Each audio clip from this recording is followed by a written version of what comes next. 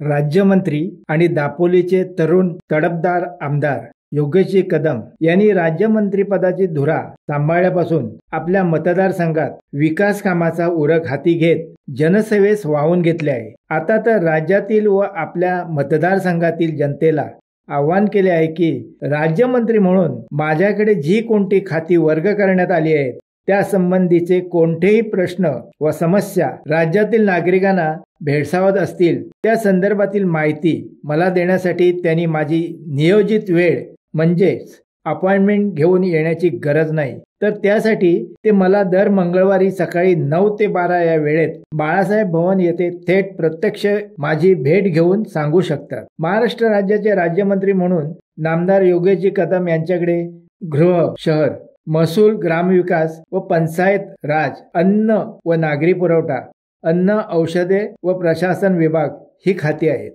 अलीकडील कोकणातील वादळग्रस्त शेतकरी बागायतदार ग्रामस्थांना भेटून तेथील वाताहतीची पाहणी व माहिती घेऊन शासकीय स्तरावर सहकार्याचे त्यांना आश्वासन दिले। त्यामुळे स्थानिक आपल्या लाडक्या आमदाराच्या धडाकेबाज कामगिरीबद्दल सर्वत्र गोडवे गाताना दिसतात। मंत्री महोदयांनी नवी मुंबई पोलीस स्थानकास अचानक भेट देऊन ड्रग्ज विरोधी कारवाया अधिक कडक करण्याच्या सूचना दिल्या।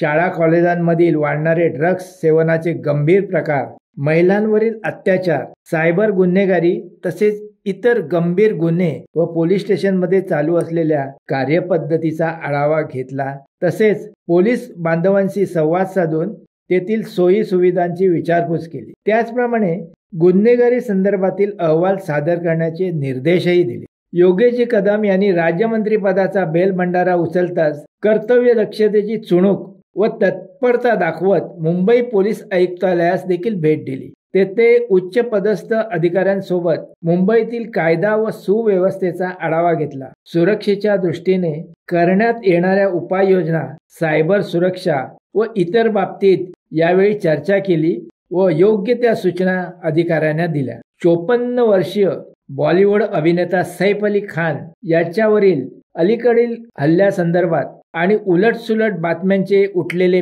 पेव या संदर्भात चौकशी अंती बोलताना मंत्री महोदयांनी सांगितले की वांद्रे येथील 12व्या मजल्यावरील त्यांच्या निवासस्थानी त्यांच्यावर जो प्राणघातक हल्ला झाला त्यामागे अंडरवर्ल्ड मधील कुणाही व्यक्तीचा हात नव्हता, तर त्यामागे फक्त चोरीचाच उद्देश होता। त्यांना अशा प्रकारचा कधीच धोका नव्हता व त्याबद्दल सुरक्षेची त्यांनी कधी मागणी देखील केलेली नव्हती। शिवसत्ता टाइम्ससाठी देवेंद्र मोरे, मुंबई। दे धडक बेधडक वृत्त देणाऱ्या आपल्या शिवसत्ता टाइम्स न्यूज चॅनलला लाल बटन दाबून सबस्क्राईब करा आणि बेल आयकॉनला क्लिक करायला विसरू नका।